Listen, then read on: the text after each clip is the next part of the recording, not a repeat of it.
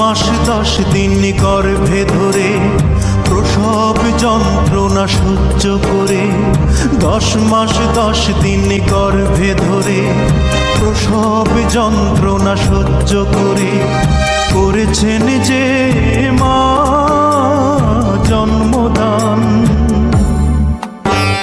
ঘুম পাড়ানি গান শুনিয়ে বুকের রক্ত দুধ বানিয়ে, ঘুম পাড়ানি গান শুনিয়ে বুকের রক্ত দুধ বানিয়ে করিয়েছেন যে মা দুগ্ধ পান।